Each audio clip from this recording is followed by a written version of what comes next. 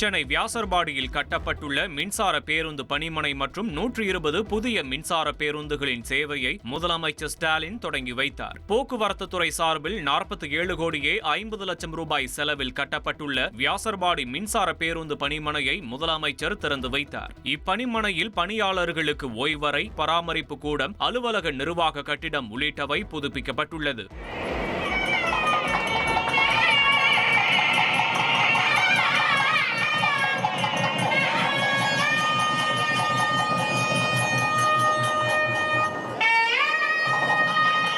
சுற்றுச்சூழலுக்கு மாசு ஏற்படுத்தாத பேருந்துகளின் எரிபொருள் இயக்க செலவுகளை குறைக்கும் வண்ணம் முதற்கட்டமாக 207 கோடியே 90 லட்சம் ரூபாய் மதிப்பிலான 120 புதிய மின்சார பேருந்துகளின் இயக்கத்தை முதலமைச்சர் ஸ்டாலின் கொடியசைத்து தொடங்கி வைத்தார்.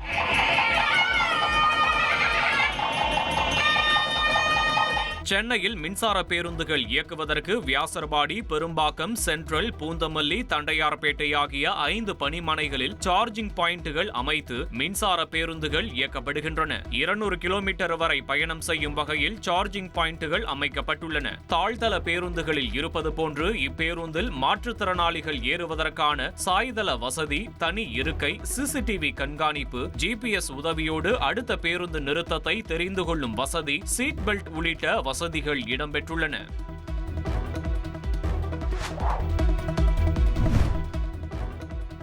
சிவகங்கை மாவட்டம் திருப்புவனத்தில் நகை திருடு போன விவகாரத்தில் அஜித் என்பவர் அடித்து கொலை செய்யப்பட்ட விவகாரம் தொடர்பாக அதிமுக வழக்கறிஞர்கள் பிரிவைச் சேர்ந்த வழக்கறிஞர்கள் ராஜராஜன், மாரிஸ்குமார் மற்றும் வழக்கறிஞர் அருண் சுவாமிநாதன் ஆகியோர் நீதிமன்றத்தில் முறையிட்டனர்.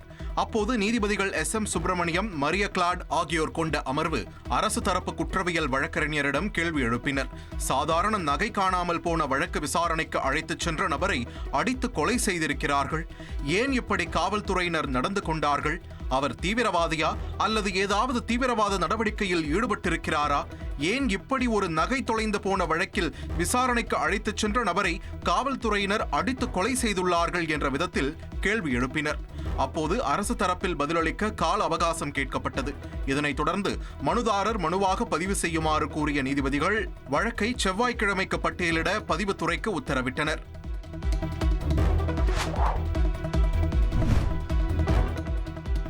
இந்த இடம்தான் தமிழ்நாட்டையே உலுக்கியுள்ள இளைஞர் அஜித்குமார் தாக்கப்பட்டதாக கூறப்படும் இடம். சிவகங்கை மாவட்டம் திருபுவனம் மடப்புரம் பகுதியைச் சேர்ந்தவர் அஜித்குமார். காவல்துறை விசாரணைக்காக அழைத்து சென்றபோது மரணம் அடைந்த நிலையில் போலீசார் தாக்கியதால் உயிரிழந்ததாக உறவினர்கள் குற்றம் சாட்டினர்.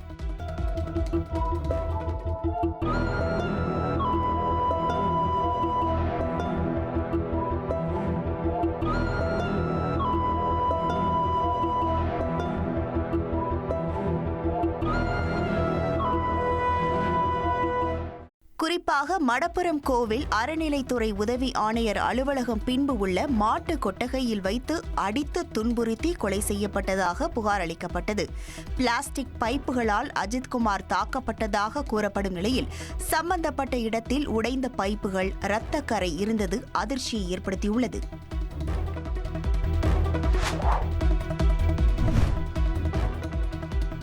லாக்அப் மரணங்கள் நிச்சயமாக நடக்கக்கூடாதவை என கூறிய கனிமொழி MP இதுகுறித்து முதல்வர் ஸ்டாலின் நிச்சயமாக நடவடிக்கை எடுப்பார் என நம்பிக்கை தெரிவித்துள்ளார். மீண்டும் ஒரு லாக்அப் டெத்தை தடுப்பதற்கான என்னென்ன முன்னெடுப்புகள் நம்ம எடுத்துக்கிறோம்? நிச்சயமா இது நடக்கக்கூடாத ஒன்று. முதலமைச்சர் அவர்கள் நிச்சயமாக இதற்கு சரியான நடவடிக்கை எடுப்பார். சென்னை அண்ணா அறிவாலயத்தில் திமுக ஆலோசனை கூட்டம் நடைபெற்றது. கூட்டத்திற்கு பின் செய்தியாளர்களிடம் பேசிய கனிமொழி MP கீழடி ஆய்வுகளை இருட்டடிப்பு செய்து வெளி உலகத்திற்கு தெரியாமல் மறைக்க வேண்டும் என்று செயல்படுவதாக பாஜகவை மறைமுகமாக சாடினார். தொன்மை மிகுந்த ஒரு பாரம்பரியம், ஒரு கலாச்சாரம் கொண்டிருக்கக்கூடிய தமிழ் நாட்டின் பெருமைகளை தொடர்ந்து புறக்கணிக்கக்கூடிய செயல்களில்தான் ஒன்றிய அரசாங்கம் ஈடுபட்டு கொண்டிருக்கிறது.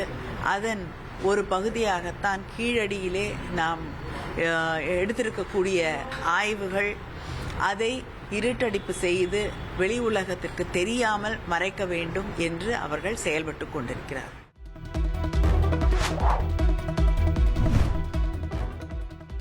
ஆக்கிரமிப்பில் உள்ள கோயில் சொத்துக்கள் மீட்கப்பட்டு முறையாக பராமரிக்கப்பட வேண்டும் என மெட்ராஸ் உயர்நீதிமன்ற மதுரை அமர்வு தெரிவித்துள்ளது. நெல்லை சங்கர நாராயணசாமி கோயிலுக்கு சொந்தமான ஆக்கிரமிப்பில் உள்ள சொத்துக்களை மீட்க வேண்டும் என திருத்தொண்டர்கள் அறங்காவலர் ராதாகிருஷ்ணன் தாக்கல் செய்த மனுவில் தெரிவிக்கப்பட்டது. வழக்கை விசாரித்த நீதிபதிகள் SM சுப்பிரமணியம், மரி கிளாட் அமர்வு கோயில் நில ஆக்கிரமிப்பாளர்களை வெளியேற்றி அதன் வருமானங்கள் கோயில் பராமரிப்பு மற்றும் பக்தர்களின் நலனுக்காக பயன்படுத்துவதற்கான நடைமுறைகளை பின்பற்ற வேண்டும் என்றும், ஆக்கிரமிப்பில் உள்ள கோயில் சொத்துக்களை மீட்கவும், கோயில் சொத்துக்களை உரிய முறையில் பராமரிக்கவும் கூட்டுக்குழு அமைக்க மாவட்ட ஆட்சியருக்கு உத்தரவிட்டது.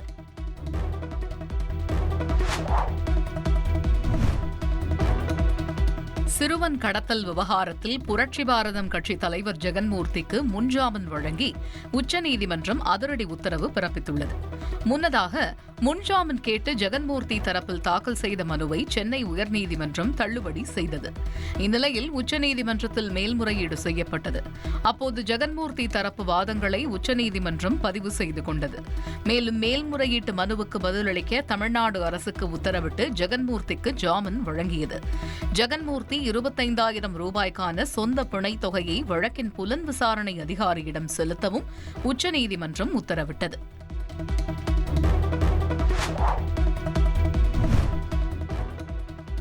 சென்னையில் உதவி ஆய்வாளர் வீட்டில் சிறுமி மயக்க நிலையில் இருந்ததாகவும் பாலியல் துன்புறுத்தல் செய்யப்பட்டதாகவும் குடும்பத்தினர் அளித்துள்ள புகார் அதிர்வலைகளை ஏற்படுத்தியுள்ளது.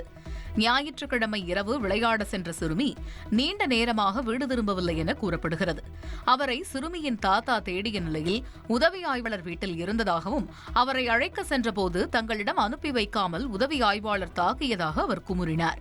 இது 2வது டைம் எனக்கு கோவம். நான் போய் கேட்குறேன், உங்கள் பொண்ணு உங்கள் பேத்தி சேஃப்டியாக இருக்கிறாங்க, நான் போலீஸில் கம்ப்ளைண்ட் பண்ணிட்டேன், நீங்கள் போங்க, காலையில் வருவா அப்படின்னு. ஏங்க என் பேத்திக்கு நீ யாரு? யாருங்க அவங்க? எங்கள் அப்பா அடிக்கிறாருங்க, இவர் கையை பாருங்க, கல்லை தூக்கி அடிக்கிறாரு. நீ யாரு? நான் கேட்டு இது யாரோ ஒரு ஆள் எனக்கு அவனுக்கு எனக்கு ஹெல்ப் பண்ணி விடணும், அவனை விடக்கூடாதுங்க. இதே மாதிரி நிறைய பேர் இருக்காங்க. நீங்கள் தயவு செய்து எனக்கு பண்ணி கொடுங்க, என் பேச்சு கஷ்டப்படுறாங்க. தனக்கு ஊசி போட்ட பிறகு என்ன நடந்தது என்பதே தெரியவில்லை என சிறுமி கூறியுள்ளது அதிர்வலைகளை ஏற்படுத்தியுள்ளது. என்னாச்சுன்னு எனக்கு தெரியல. நான் நல்லா தூங்கிட்டேன். எங்க அக்கா பர்த்டேக்கு போனப்போ என்னை கூட்டின்னு போனாங்க.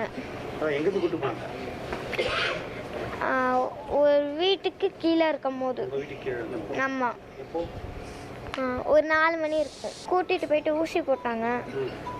அப்புறம் என்னாச்சுன்னு தெரியல. கையில.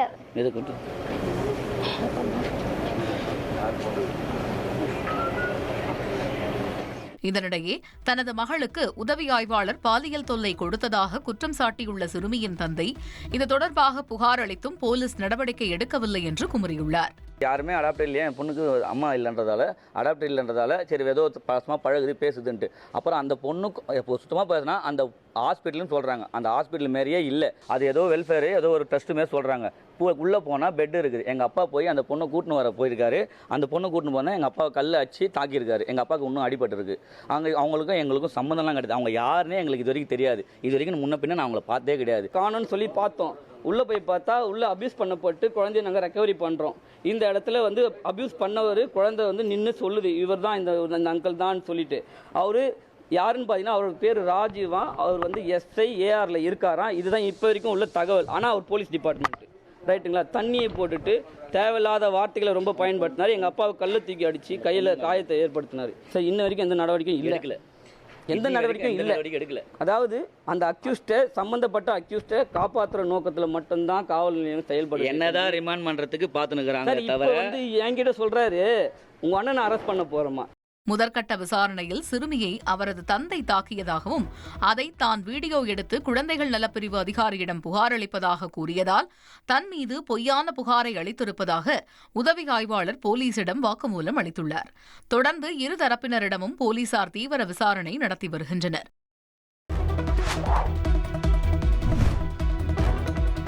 தெலங்கானா மாநிலம் சங்காரெட்டி மாவட்டத்தில் உள்ள பசமயிலாபுரம் பகுதியில் செயல்பட்ட ரசாயன தொழிற்சாலையில் ரியாக்டர் வெடித்து பயங்கர விபத்து ஏற்பட்டதில் 10க்கும் மேற்பட்டோர் உடல் கருகி பரிதாபமாக உயிரிழந்தனர்.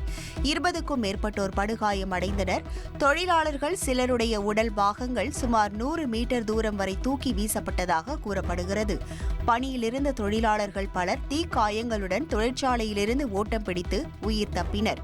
தீயை கட்டுப்படுத்தும் பணியில் தீயணைப்புத் துறையினர் ஈடுபட்ட நிலையில் தொழிற்சாலையில் பணிபுரிந்த தங்களது குடும்ப உறுப்பினர்களின் நிலை என்ன என்பதை தெரிந்து கொள்ள அங்கு உள்ளூர் மக்கள் ஏராளமானோர் குவிந்ததால் பெரும் பதற்றம் நிலவியது.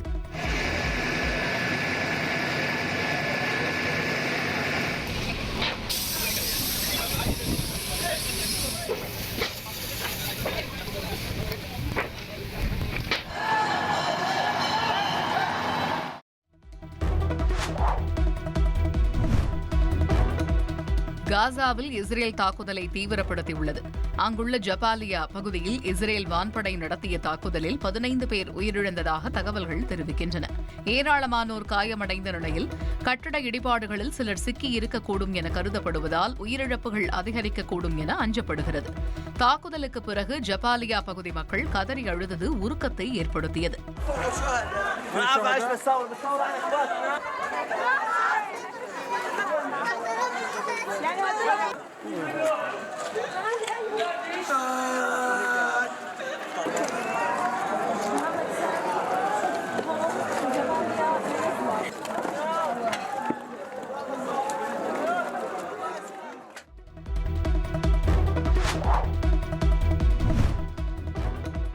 அஜித் குமார் ரேசிங் அணியின் ஃபேபியன் மற்றும் மேத்யூ மிக முக்கியமான CrowdStrike Spa GT3 championship போட்டியில் ப்ரோ ஆம் பிரிவில் முதலிடம் பிடித்துள்ளனர்.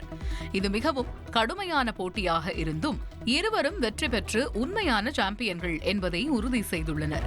அவர்களுக்கு எங்களது இதயம் கனிந்த வாழ்த்துக்கள் என அஜித் குமார் ரேசிங் என்ற ட்விட்டர் பக்கத்தில் அணியினர் பதிவு செய்து பெருமிதம் கொண்டுள்ளனர்.